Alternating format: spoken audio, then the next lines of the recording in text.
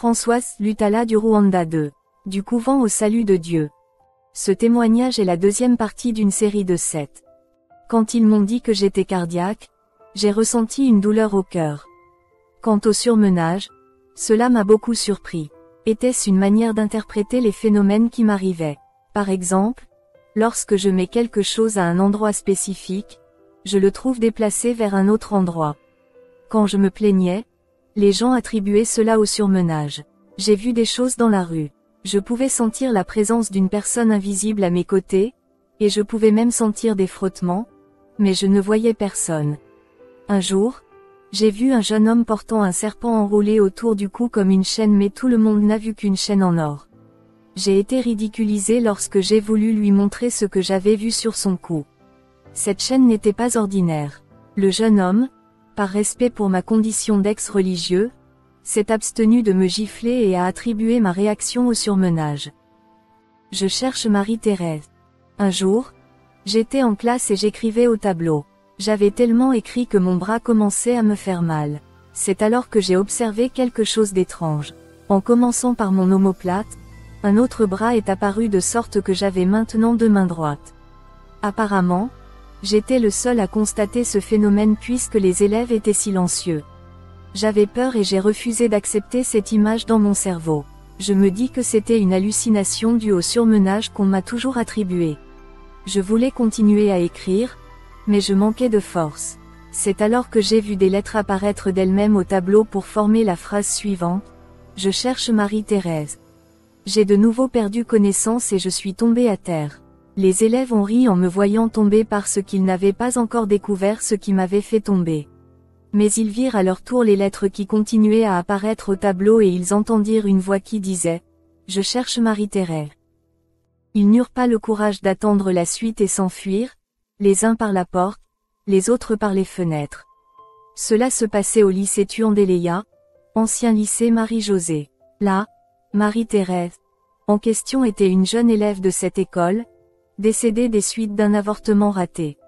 Je n'étais plus religieux, mais on m'appelait souvent Sœur François. Ainsi, quand ce scandale du lycée Marie-Josée fut connu, mes anciens maîtres, c'est-à-dire les catholiques, pour me couvrir et me discréditer, a publié un article dans un journal local. Cet article disait que l'ancienne religieuse, Sœur Françoise, avait conseillé une jeune fille venue la consulter sur la conduite à tenir en cas de grossesse et qu'elle lui avait suggéré d'avorter. La mère et le bébé ont été tués au cours de l'opération. Le journal poursuit en disant que l'esprit de la jeune fille tourmentait l'ex-Sœur François, d'où ses fréquentes crises. L'Église catholique romaine est une grande organisation humaine, mieux structurée que la mafia ou la CIA car dirigée par Lucifer lui-même. En même temps, à Lubumbashi, il y avait dans de nombreux endroits des manifestations identiques aux miennes. Une étrange grossesse. Je me suis retrouvée à nouveau enceinte. La conception était normale. Au 4e mois, je suis allée en consultation prénatale. Les gynécologues ont découvert que ma grossesse était extra-utérine. La grossesse extra-utérine est une complication de la grossesse dans laquelle l'embryon se fixe en dehors de l'utérus. Il fallait une opération. Normalement, une telle grossesse extra-utérine provoque des douleurs au cours des premiers mois de son développement. Comme je ne ressentais aucune douleur, j'ai refusé de me faire opérer. Offensés de douter de leur diagnostic, les médecins ont exigé une radiographie. L'examen radiologique à l'hôpital de Lubumbashi a confirmé le diagnostic et je me suis soumis à leur décision. L'opération a duré 6 heures et aucune trace de grossesse n'a été trouvée. Les médecins ont trouvé en moi un terrain fertile pour leurs recherches. Ils ont tout fait pour comprendre le phénomène. On m'a diagnostiqué des maladies à raison d'une par rendez-vous. On m'a prescrit un traitement et quand je suis revenu pour un contrôle, on m'a diagnostiqué une ou deux autres maladies. Finalement, on m'a diagnostiqué un cancer. Mon ventre avait considérablement augmenté. J'ai vomi un mélange nauséabond de sang noir pourri et de salive. J'avais perdu beaucoup de poids et mon teint s'était assombri. Toute la vigueur de ma jeunesse avait disparu. Toute beauté avait cédé la place à une laideur digne d'un candidat à la tombe. Les médecins ont finalement conclu que j'avais un cancer à l'estomac. J'ai subi une deuxième opération. Mais, dans l'impossibilité de faire quoi que ce soit pour arrêter la progression de la maladie ou pour l'éliminer, J'ai été renvoyé chez moi sans que rien ne m'ait été médicalement signalé. Les conclusions des hommes. Aidé par une subvention de la Gécamine, ma famille est partie à Paris pour m'envoyer des soins médicaux à l'hôpital Sainte-Anne. J'y suis restée une année complète. J'ai subi toutes sortes d'examens médicaux. On m'a alors fait comprendre qu'il ne me restait plus longtemps à vivre. Malgré les conclusions d'éminents scientifiques, l'idée que je devais subir une mort imminente ne me touchait même pas. Il y avait en moi la conviction que je vivrais longtemps. Nous sommes ensuite partis en Suisse, où j'ai suivi pendant 6 mois des soins médicaux ininterrompus. Ensuite, j'ai été renvoyé chez moi pour mourir. D'après les médecins, il ne me restait que 5 mois au pays des hommes. Chapitre 4. Magie secrète. De retour chez moi, je me suis résigné à mon sort. Je ne m'attendais plus à rien.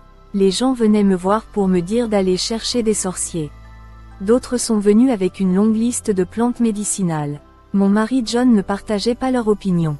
Pour lui, le mal qui me rongeait était d'origine démoniaque. Cela nécessitait l'intervention de Dieu. Il m'a conseillé d'aller trouver des prêtres pour m'exorciser. Encouragé par ces paroles qui me semblaient exaltantes, j'ai rassemblé le peu d'énergie qui me restait et suis parti retrouver seul mes anciens collègues. Quand je suis arrivé au couvent, le révérend père m'a reçu à bras ouverts. Il semblait attendre ma visite. Sœur François, vous avez bien fait de venir demander conseil, malgré votre état de santé.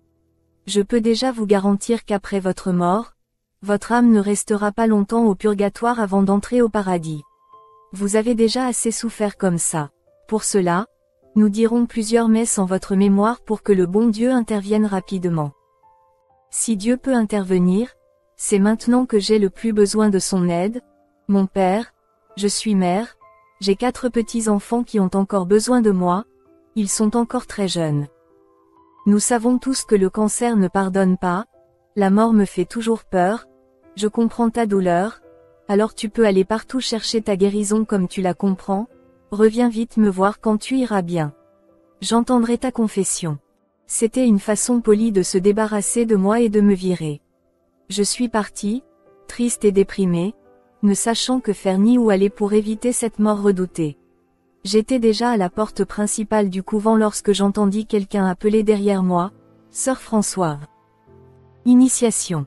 Son collègue venait de lui révéler le motif de ma visite. Le jeune curé me dit, « Viens me trouver dans ma paroisse quand tu veux. » Il part après m'avoir donné son adresse. Le lendemain, je suis allé le retrouver après la messe du matin. Il n'a pas été surpris de me voir. Tout ce que je peux faire pour vous, ce n'est pas empêcher la mort de vous atteindre, mais retarder sa venue avec les prières spéciales que j'ai l'intention de vous faire. Bien sûr, vous mourrez un jour, car personne n'est éternel sur cette terre, mais si tu gardes mes conseils, tu vivras longtemps et je te mettrai en contact avec des saints anges. Tant qu'il existe une possibilité, aussi petite soit-elle, de prolonger ma vie, je suis prêt à tout ce qui est en mon pouvoir pour vivre. Achetez d'abord votre sanctuaire et quelques accessoires, et ils vous seront d'une grande utilité dans vos prières. Le sanctuaire en question était une boîte en bois peinte de plusieurs couleurs, dont la partie supérieure avait la forme d'un cône. Un tissu blanc recouvrait tout. À l'intérieur, il y avait une statuette de la Vierge Marie, un crucifix, des images de celui que les catholiques appellent à tort Jésus-Christ, une pierre tombale appelée Pierre Sainte, des reliques d'un mort, ongles, cheveux, morceaux de tissu ayant appartenu à les morts, appelés reliques d'un saint, etc. En plus du sanctuaire, j'ai également acheté de l'encens, des bougies et divers autres objets. La Bible déclare sainte toute personne née de nouveau. L'Église catholique romaine canonise les morts. Un petit livre m'a été remis. Il était mon guide pour mes prières. J'ai donc commencé à prier en suivant les prescriptions de ce livre. Les effets n'ont pas manqué de se manifester. Un jour alors que je priais dans ma chambre, un vent, sortant de je ne sais d'où, s'est mis à souffler violemment dans ma chambre. Cela s'est calmé comme il avait commencé, mystérieusement. Je ne pouvais pas aller chez le prêtre et lui dire ce que je vivais car il était convenu avec lui que je ne pourrais pas aller le voir jusqu'à ce que les anges de Dieu m'apparaissent. Mes pratiques mystérieuses. Un après-midi, vers 16 heures, j'étais dans ma chambre à prier. En fait, Je lisais simplement les textes ou récitais ce que j'avais déjà appris par cœur. J'avais aspergé toute la pièce d'eau bénite.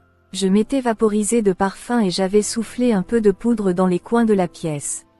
La fumée de l'encens brûlant flottait dans la pièce, lui donnant un aspect exotique. Mon crucifix devant moi, je priais mon chapelet, selon les instructions du petit livre. Dans cette atmosphère enfumée, je vis sortir du nuage d'encens une forme de main, qui me fit signe de m'approcher. Je restai prostré, étonné, hypnotisé, sans comprendre ce qui m'arrivait, oubliant où j'étais. J'ai cligné des yeux pour voir si je ne rêvais pas tout éveillé. Cependant, la main était là et ne cessait de me faire signe. Je priais pour une guérison probable, mais l'idée d'une apparition de ce genre ne m'était même pas venue à l'esprit. Je m'attendais pourtant, mais sans grande conviction, à voir apparaître des anges, comme me l'avait annoncé le curé. Ce qui s'est passé ensuite m'a arraché à ma contemplation. La main s'est métamorphosée en un être étrange qui n'était pas un ange. Cet être n'avait que des mains et un front humain. Il avait des oreilles de lapin, des yeux de chat ou de hibou, un museau en guise de bouche et une tête écailleuse, surmontée de 2 cornes. Il avait des sabots à la place des pieds. Il était vêtu d'un pantalon noir et portait un gilet rayé vert, rouge et jaune.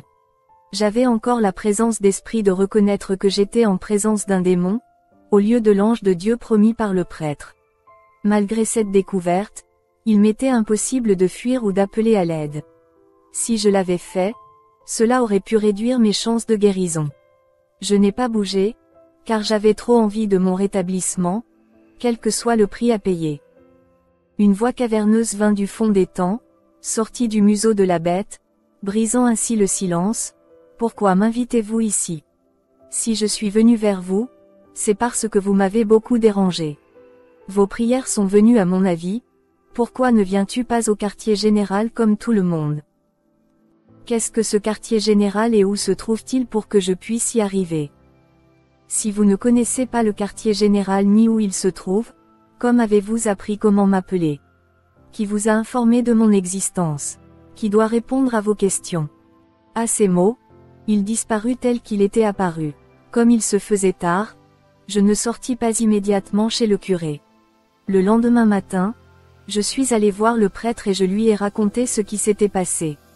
Pendant que je parlais, j'ai remarqué que son attitude devenait bizarre. Je me rendis compte qu'il était gêné d'admettre que ce n'était pas un ange de Dieu qui m'était apparu, mais un démon, un ange déchu. Tout au long de notre conversation, le curé ne m'a pas laissé le temps de finir mes phrases. Il m'a souvent interrompu. J'ai accepté de jouer au jeu. Tu as vu les anges?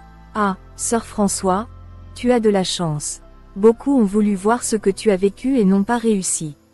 D'autres sont morts sans avoir pu entrer en contact avec des saints de leur vivant.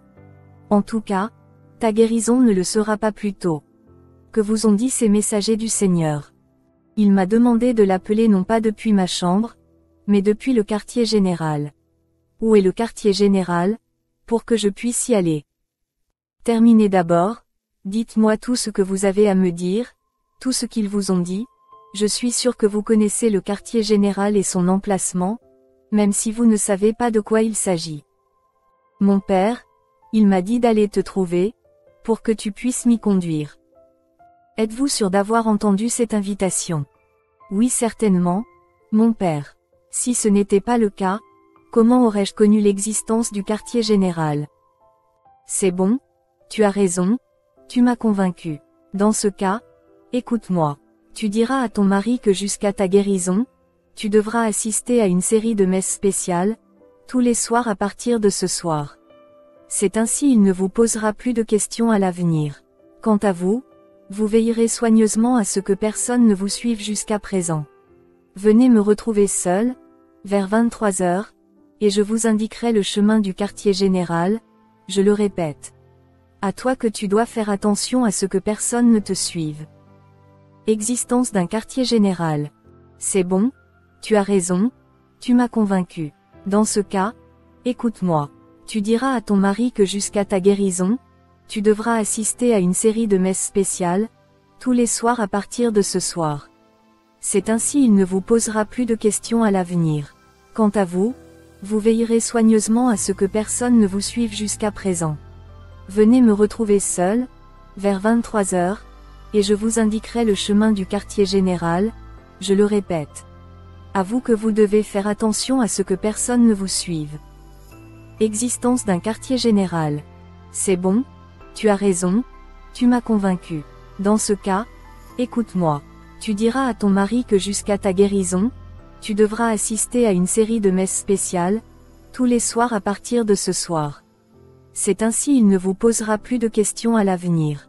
Quant à vous, vous veillerez soigneusement à ce que personne ne vous suive jusqu'à présent. Venez me retrouver seul, vers 23 heures, et je vous indiquerai le chemin du quartier général, je le répète. À vous que vous devez faire attention à ce que personne ne vous suive. Il ne vous posera plus de questions à l'avenir. Quant à vous, vous veillerez soigneusement à ce que personne ne vous suive jusqu'à présent. Venez me retrouver seul, vers 23 heures, et je vous indiquerai le chemin jusqu'au quartier général. Je vous répète qu'il faut faire attention à ce que personne ne vous suive. Il ne vous posera plus de questions à l'avenir. Quant à vous, vous veillerez soigneusement à ce que personne ne vous suive jusqu'à présent. Venez me retrouver seul, vers 23 heures, et je vous montrerai le chemin du quartier général. Je vous répète que vous devez faire attention à ce que personne ne vous suive. Selon les conseils du prêtre, j'ai informé mon mari de ce que je devais faire. John m'a laissé partir, non sans s'être auparavant réjoui de la gentillesse de mes anciens partenaires avec moi. À 23 heures, quelques minutes plus tard, j'étais au couvent, où j'ai trouvé le curé qui m'attendait. Nous nous dirigeons vers une pièce à l'intérieur de la chapelle. Une fois dans cette pièce, j'ai remarqué d'autres religieux, tout vêtus de noir. Le curé se changea et enfila des vêtements noirs.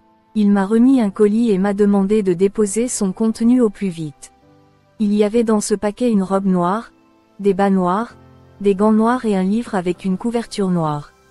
Alors que j'étais vêtu de noir comme tout le monde, les prêtres exigeaient que je m'agenouille pour prier pour moi.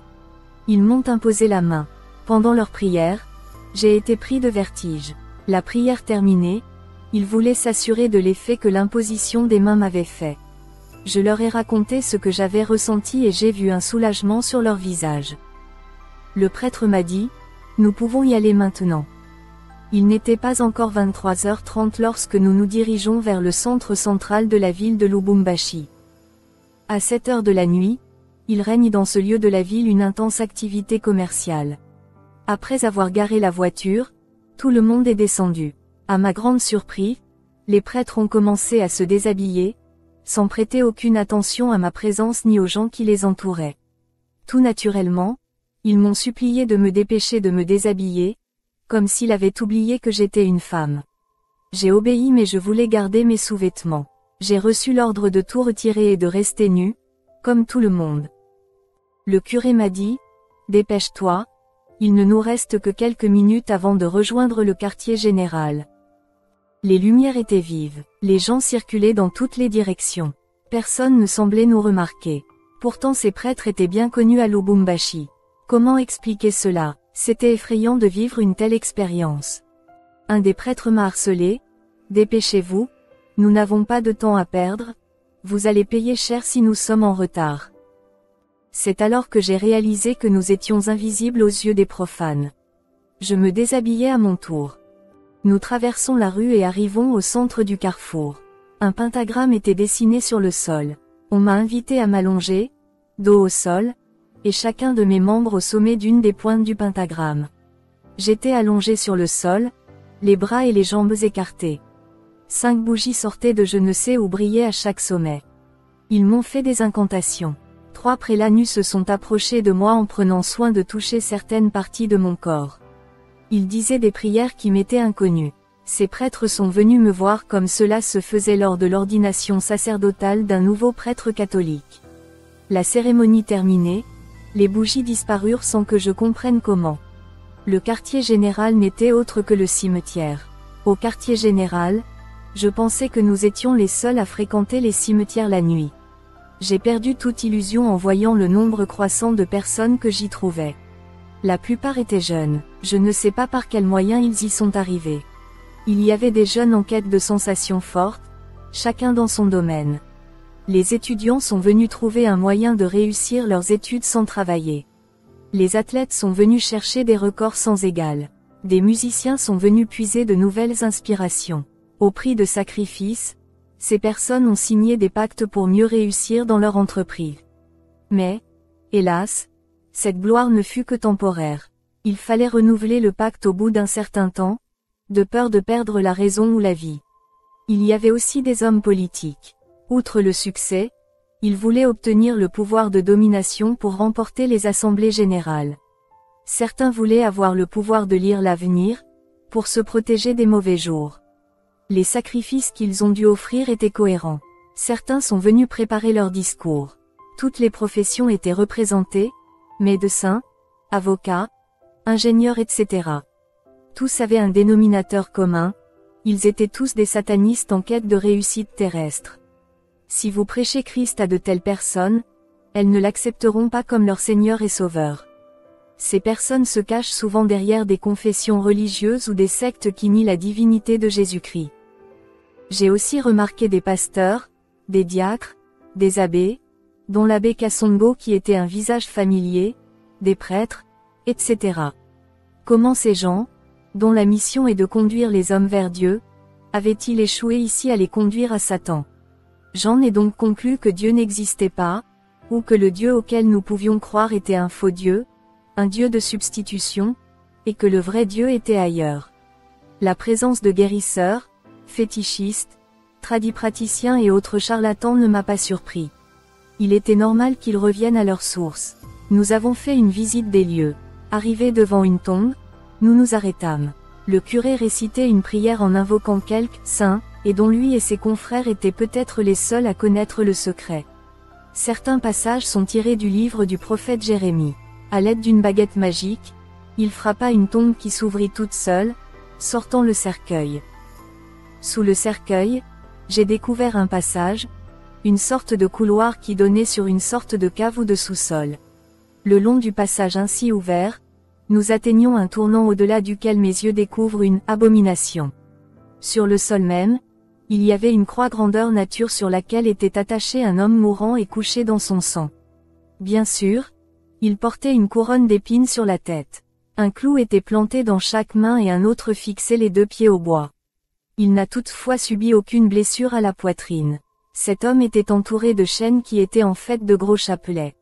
Les souffrances de cet homme étaient évidentes et m'ont fait vibrer. Avec un regard sérieux et compatissant, le prêtre me dit: voici notre Seigneur Jésus-Christ souffrant sur la croix. Son agonie dure car il n'est jamais mort. Il est toujours vivant.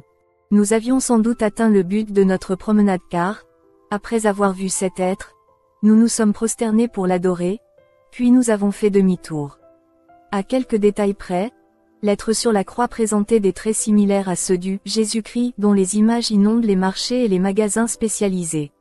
Ce même Christ est parfois également représenté sur les bijoux féminins. Suivant, Françoise Lutala 3 du couvent au salut de Dieu.